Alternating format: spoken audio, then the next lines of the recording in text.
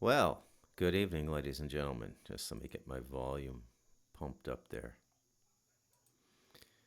Um, yep, yep, that should do it. Let me see here. Hello, hello, hello. Yeah, that should be good. I'm Bruce McDonald, and this is the Talamanca Review, and it's Saturday, the 9th of August at 6:58 p.m. And I got to tell you, you know, things are going pretty good, knock on wood. So there's a lot to be hopeful about here. We'll see what happens. There's always the world to consider. But I think the distribution of misfortune is not going to be, how would I put this without sounding crass? It's not going to be even-handed. It's not going to be across nations and peoples. It's going to be across, in the first phase, it's going to be across, let's say, certain economic brackets. And so the lowest economic brackets are being taken out first. And I don't mean to be so cavalier about this. Okay, I do apologize if it sounds a bit cavalier. My wife cut my hair today. I'm not trying to be cavalier. It just is what it is, okay? And so, as people are wont to say about the Talamanca Review, it can be brutally honest. So this is such an instance of brutal honesty, okay? But they seem to be going after, like in Canada and the United States, they seem to be going after poor white people first. That seems to be their big target, is poor white people. And they've been going after poor white people or broken white bloodlines for quite some time now. It's been a favorite hobby of theirs, a pastime. And this is what the fentanyl is about. This is what the drug-free zones are about. And they're in every major city now. Okay, like every city over 1 million people is going to have one of these drug encampments now. Now, I want you to ask yourself something. Do you think there's a magic moment where all of the mayors have the same epiphany? Like Ebenezer Scrooge getting visited by the ghost of Christmas past, present, and future? That they all have this spiritual experience? And they wake up one day and they say, wow, it would be really good to cordon off 10, 15, or 20 city blocks and tacitly instruct the police that they were not to arrest drug dealers and not to arrest or interfere with clearly inebriated people, and beyond inebriated, like completely incapacitated people. So that just magically happens, like some spiritual dream, like Joseph being told to leave Nazareth with Jesus. It's a spiritual transmission. Okay? Of course, I'm being coy. I'm being coy. What's going on here is we're now living in an age where there is how would I put this? Where the de facto law supersedes the de jure. Okay? So I'm going to bring in my trusty Gemini AI to help me here, because it's very helpful in things like this. What is the difference between de facto and de jure law? It'll get it even though. Okay. This is a great answer. Now, this is important, okay? It's important that you understand what I'm about to tell you, because it's a big, big part of what's going on now. It's really everywhere. Okay, it's coming up in so many ways. There's a province in Canada, Nova Scotia now, that passed a law that people aren't allowed to go into the woods. A guy just got fined 27,500 and change Canadian, which is about 22,000 US, for walking into the woods. This is how absurd things are getting. And one of the things you have to understand to navigate through all of this is the principle of de facto and de jure. Okay? So the core difference between de facto and de jure law lies in how they come into being and what they represent. De jure law is based on legal right and is officially recognized, while de facto law exists in practice regardless of whether it's officially sanctioned. Very important concept. I hope you're getting this. So for example, de jure law. The term de jure comes from the Latin meaning by law or by right. It describes practices, situations, or conditions that are legally established and recognized. A de jure law is one that is written into the legal code and is enforced by the state. For example, in many countries, the official language is designated de jure by a constitutional or statutory act. The United States has no de jure official language at the federal level. De facto. The term de facto also comes from Latin meaning from the fact or in reality. It describes practices or conditions that exist in reality, even if they aren't officially or legally recognized. It's how things operate in practice, which can sometimes be in opposition to de jure law. For example, even without a de jure official language, English is the de facto official language of the United States because it is used for most government and business functions. Now, because it's not the de jure official language, you could conceivably get a situation in the United States where a class action is put into motion that could represent 1 million Latino signatories demanding that all signage in the United States be bilingual in Spanish and English. The court would hear it, look at the evidence, look at the arguments, and may very well grant the request and command by court order that the U.S. federal government put everything in Spanish and English. This is how it was done in Canada. It was all done through court cases. Of course, it's not Spanish and English, it is French and English. So right now, the de facto reality is English is the official language, but because it's not de jure, because it's not written in law, a claim could be made. And given the absence of any federal lawful direction, a judge could interpret the circumstance in very many ways. It would, in many ways, rely upon the political leanings of the judge. Okay, so key distinctions. The distinction between these two terms is often crucial in legal and political discussions. A classic example is racial segregation. De jure segregation, like the Jim Crow laws in the American South, was legally mandated. De facto segregation, on the other hand, existed in other parts of the country due to social and economic factors, such as housing patterns, even without specific laws requiring it. Another example is a government that takes power through a coup.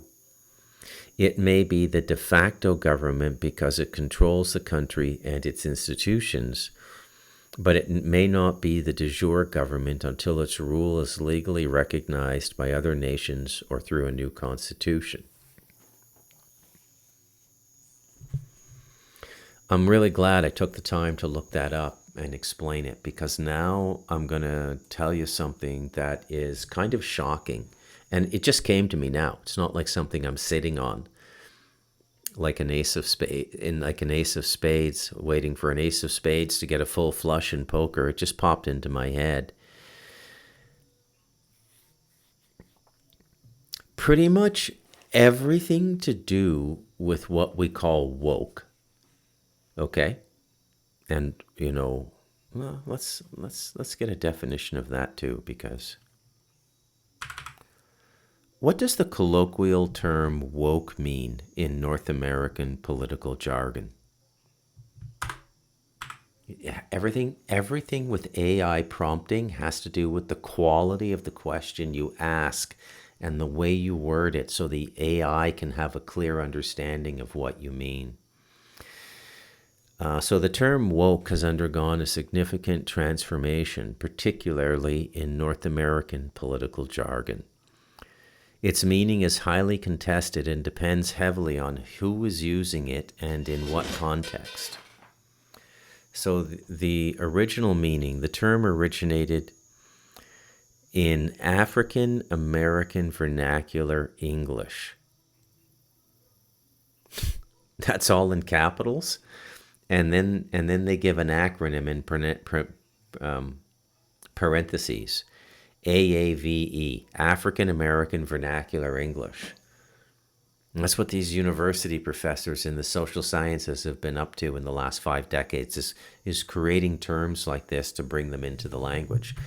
The language also, as a side note, language mutates and changes in the de facto, and it becomes de jure when a word is added to one or more of the official dictionaries for the English language. So the official American dictionary is Merriam-Webster's.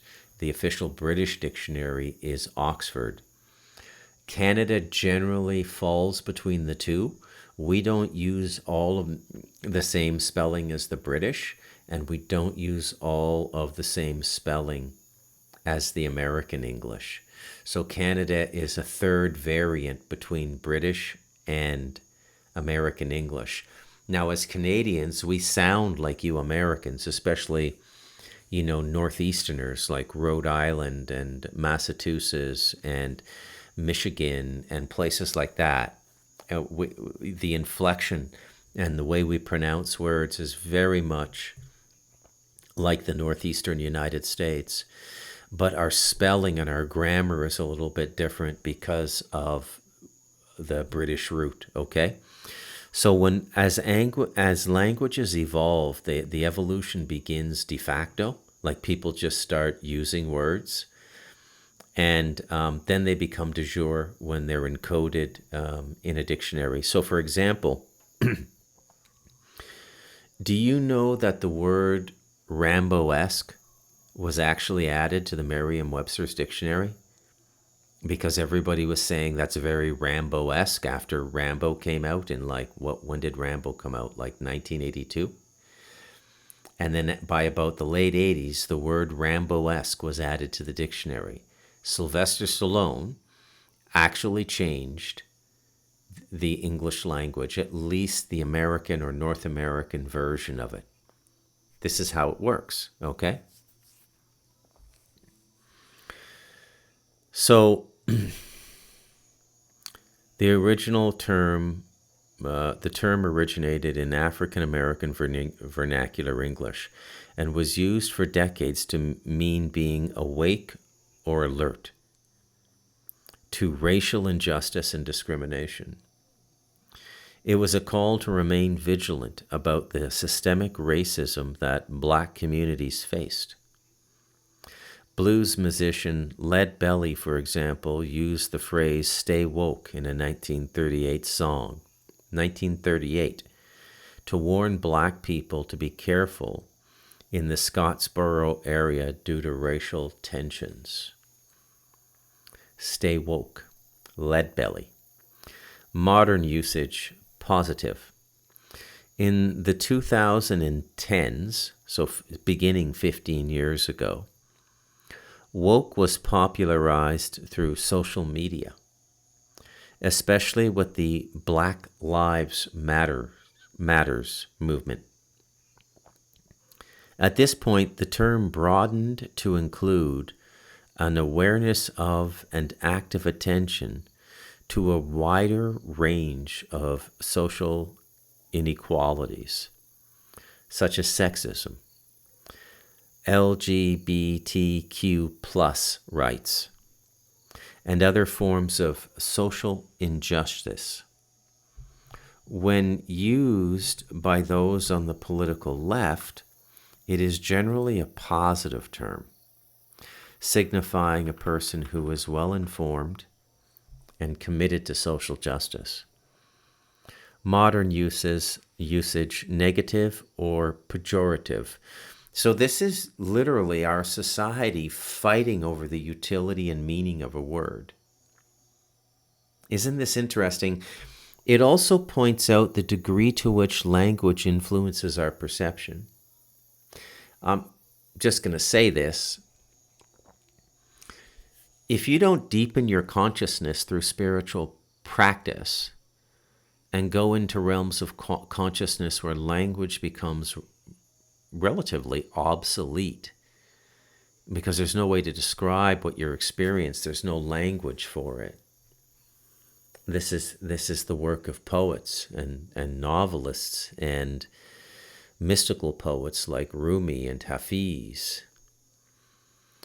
This is what they do, is they try to give language to states of consciousness and states of being that have no language. But at the street level, we're kind of, in a sense, we're in a street fight over language, which I find very interesting. So, and it has to do with this word woke. Now, woke as a language variation or a language addition, again, we get the origin of it. So I find that kind of beautiful, actually. You know, the example from 1938 with Leadbelly and telling black people to stay woke, like be alert, because racial tension is on the rise and you could get lynched. Okay? I'm not woke, but I'm not also going to dismiss the rather despicable racial heritage of the United States. And it is despicable. Okay? Everything that was done to black people was, in my estimation, despicable. Remember, tragedy is spiritual pornography. I don't want to contradict myself. There's a reason the black race is going through these trials. There's always a reason. Okay? There's always a spiritual... Nothing here happens accidentally. Faith is the ability to believe, to continue to believe that there's a grander purpose for what's happening to you, even when your mind can't grasp it. It's the belief that there's a cosmic law or rule at work that is always good, that is pushing all life forward toward the Creator, toward higher understanding, towards less self-identity and more universal identity. That's faith. I already did a podcast on that, right? So I stopped here just to point out that it's interesting to watch the fight over a single word, woke. So the negative or pejorative in modern usage, okay? So I already gave you the positive. In recent years, the term has been largely co-opted by the political right as a pejorative, something negative. In this context, woke is used to criticize what they see as an unreasonable or extreme form of political correctness, liberal ideology, and identity politics. It is often used to dismiss policies, people, or companies that are perceived as being overly sensitive, performative, or dogmatic in their support for progressive causes. It has become a catch-all term for things conservatives dislike about the modern left-wing culture. So, summary of meanings. The original is alert to racial injustice and discrimination, which would be its most de jure utility. So to be woke is to be alert. You're not asleep, right?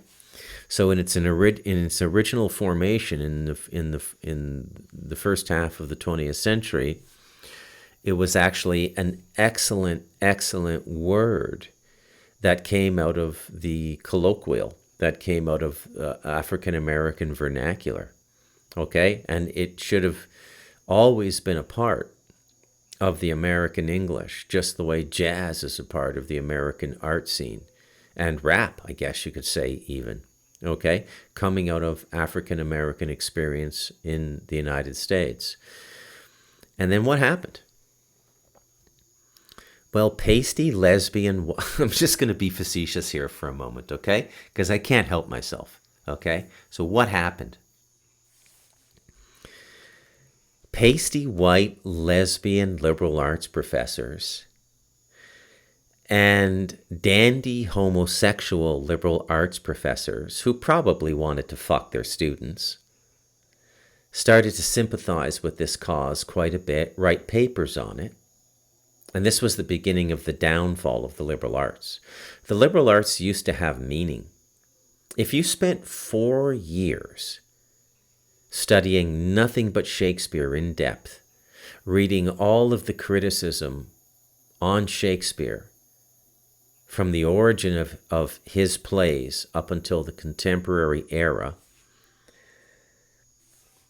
if you read modern interpretations of Shakespeare and watched modern interpretations of Shakespeare, like Joel Cohen just did an adaptation of Macbeth with Denzel Washington and Frances McDormand.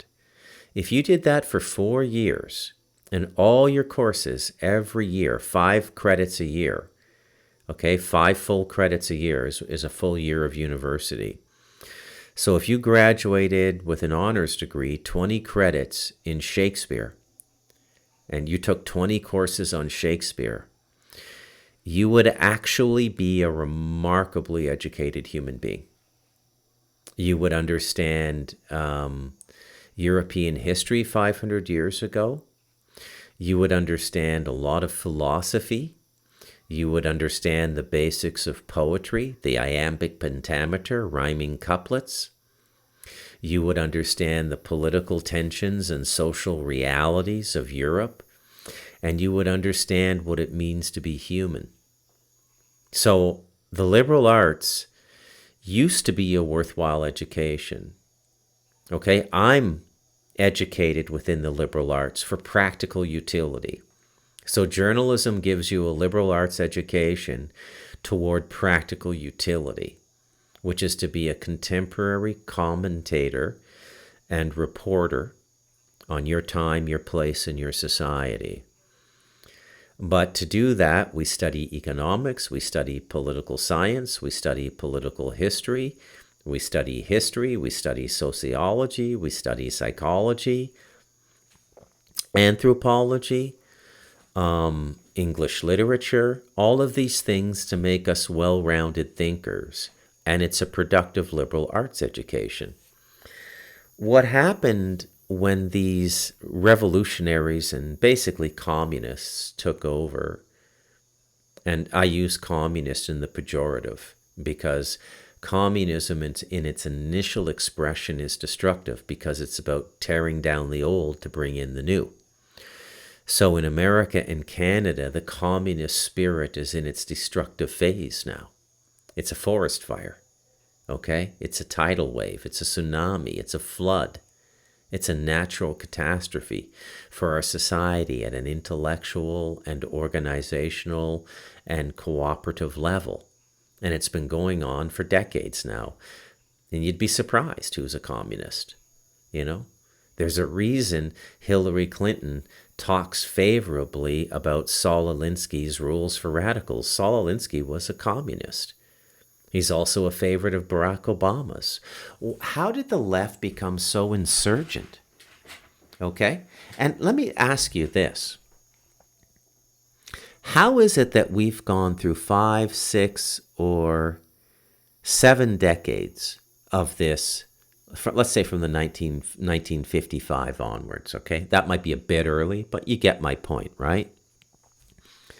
How is it we've gone through 5 or 7 decades of this left-right paradigm fighting, and nobody has figured out the solution lays in the middle by bringing stronger regulations to capital markets and perhaps taxing more aggressively capital gains made on money rather than money made on labor? Did I just accidentally solve the world's problems there? Why is it nobody went after money?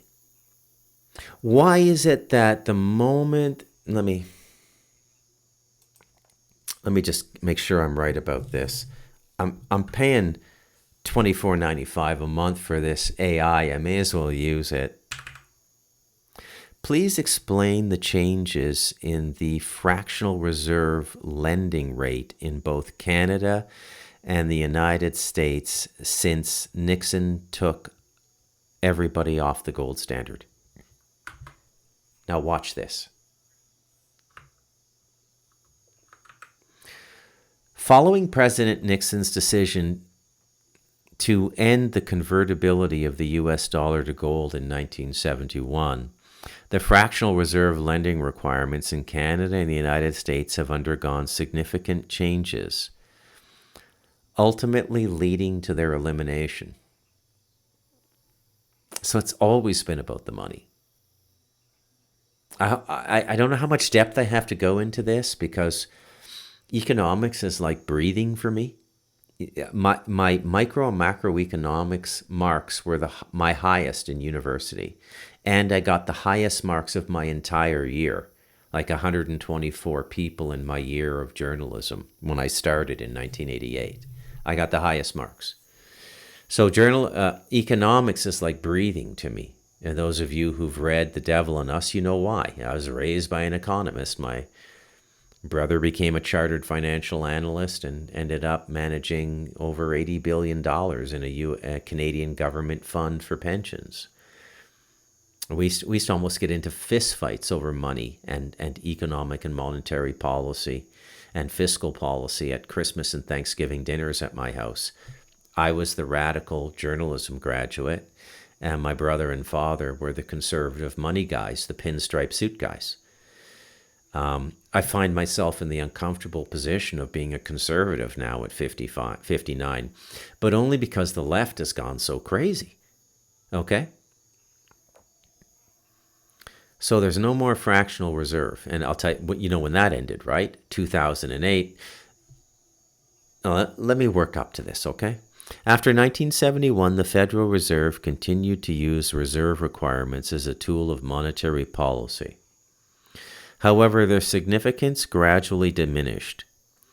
The Monetary Control Act of 1980 standardized reserve requirements across all depository institutions regardless of their charter type for the first time. So that would be like banks, savings and loans, money cooperatives, like co-op banking, all of it, okay? So in 1980, it was all unified. The Federal Reserve eliminated reserve requirements entirely in March 2020. I didn't even know that, and I'm a money guy. I was so distracted by COVID, and I think I was writing The Light of Darkness back then in March 2020. That's what I was doing. And selling and interviewing for the Light of Darkness. Stardust Ranch. Okay? So the reserve requirements were eliminated entirely in March 2020 in response to the economic disruption caused by the COVID-19 pandemic. So this is monetary martial law we're living in now. People don't understand. The Fed had already begun paying interest on reserves in 2008, which made the reserve requirement less important as a monetary tool. The current fractional reserve requirement is 0% for all depository institutions. That's extremely disturbing. Canada's approach to reserve requirements has been fundamentally different from the US for decades. The Bank of Canada abolished its cash reserve requirements for banks in 1992. This was done by a prime minister called Jean Chrétien. This I do know about, okay? And so it begs the question, how do they loan and how is banking done now, okay? Instead of mandatory reserves, Canada's banking system operates under a different set of regulations that focus on liquidity and capital adequacy, such as requiring banks to hold highly liquid assets like government bonds, sufficient to cover short-term liabilities. This system relies on banks' own internal risk management and market forces to manage liquidity. No sheriff. With the central bank acting as a lender of last resort, the fractional reserve requirement in Canada is also effectively 0%. So I hope you folks understand what you're hearing here, because this is pretty epic, okay? Just went to get myself a coffee there. So, I didn't even know this, okay? Yeah, and this is really kind of amazing because I pride myself on being informed, but I don't remember any major media coverage of the dissolution of the fractional reserve requirement. Okay, I don't remember any of it.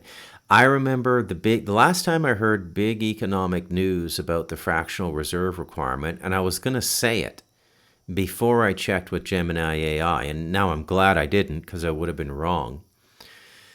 But it was in 1992 when Jean Chrétien stretched our fractional reserve rate out to about 1 to 20. Okay?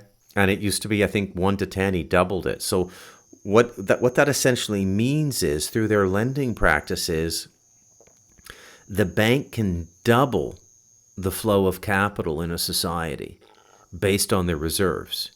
So 1 to 10 is, if you have $100 in the bank, you can loan 1,000 or 900. I'm not sure if it's like times 10 or times 9, like the whole thing together has to equal the 10. So if you have $100 in the bank, you can loan 1,000. And if the fractional reserve rate goes from 10 to 1 to 20 to 1, you can lend 2,000. So what does that do? It proliferates money into the market. And what is the natural consequence of that? Inflation. Okay? And so you wonder why the prices are completely out of control. What we're living through now is in many ways the consequence of the 2008 bail-in. So we're in essentially a kind of a financial free fall now. Okay? I think the only thing of value you could have in the world now is a place to call home that nobody can take away from you, and a steady food supply around you. Like chickens, livestock, eggs, fruit, vegetables, rice, things like this, okay? Because absent those things, you're in a lot of trouble now. And what this is ultimately leading to, we all know, right? I don't need to educate anybody on this, right? This is about the completely controlled population. This is about you basically having a shock collar on your neck. You know how you train a dog with a shock collar? You can set them to a distance. So if you have a property distance where the dogs can be off a leash and they can go 100 meters in any direction around your house, which is 100 yards, more or less, for you Americans and Brits, the shock collar will know when it's more than 100 meters beyond the central box, the range, and it'll give the dog a shock. And the shock won't end until the dog turns around and runs back closer to the house. And after a short time of using a shock collar, like a week, I'm not sure exactly, I'd have to look it up with dog training and stuff, but I imagine it wouldn't take longer than a week, okay? You can take the shock collar off and the dog will not go anywhere beyond 100 meters around your property. They are literally doing this to human beings now. This is what the programmable digital currency and all of these things, the universal ID, this is what all of these things are going to do. The human race is going to be basically brought down to the status of livestock or cattle, which is, I guess you could say, what we've always been. They've just been more discreet about it. Now they don't seem to be able to carry on their business without explicitly stating what they're doing. By the way, my interpretation of this is very benign. And you have to work with me to understand what I'm getting at here. So, I don't see the world that is emerging around us as entirely negative the way people do. Because from my perception of reality, we've always had the shock collar on. You know, whether it be the prophets or Jesus or Muhammad, that was a form of mind control. Okay? Hell was a form of mind control. And being able to entrain illiterate, simple, middle-aged people, if that time actually existed. I don't want to offend people who've done a deep dive on Tartaria, but the ability to entrain people with these doctrines was very, very effective. And they don't need it anymore, which is why they're getting rid of the religions. Okay? Except for Judaism. That's coming back in a big way, including the temple. But that's another podcast. But most of our control has been from the fourth dimension, from the astral. This has been the truth of the human race for quite some time. We've been controlled from the astral. And something happened in the astral where that control infrastructure was disrupted or taken out. And the fact that it's all descending down into our 3D now, I interpret as a very positive event because it makes explicit what has been implicit for millennia. Okay? The archonic or daemonic, or I'm using those terms in a colloquial way. I don't mean them literally. I don't necessarily believe in archons or demons as they're described in the scripture. I do, however, know of them and have no belief required to know that they exist. But they're not what I was told they were when I engaged them, and I documented this in The Devil in Us. So the control system, in my estimation, seems to be lowering down into the third dimension now. And by going from implicit to explicit, it amplifies our chances of taking it out completely. Okay, so this is not a crisis the human race is going into. It's an opportunity. And that's probably the very best way to see it. You know, when I decided I was going to fire up the OBS and do a podcast tonight, I had a podcast in mind. I was going to talk about the three identities of man: material, psychic, or celestial. So I'm Bruce from the family McDonald, and then I'm also, my sort of galactic origin is elemental. Some of you are Palladian, some of you are other races. We all have a galactic identity as well. And then our ultimate spiritual identity, which is our primal being, which is universal for all things. Palladians, Andromedans, a fish, a tree, a human being, and how we should be pursuing spiritual identity rather than, and how galactic identity is just another misdirection of the New Age and the for-profit spiritual teachers that have crept up since about the late 80s, early 90s with this insidious New Age movement. And I didn't even get around to it. I ended up doing this completely. This is what happens on the Talamanca Review. I literally don't know what's going to happen when I sit down in front of this microphone. I do not know. Anything can happen. And this is what happened tonight. So I'll just do a shorter one tonight, 40 minutes. But I'm going to title this one, Crisis is Opportunity. I'm Bruce McDonald, and this has been the Talamanca Review.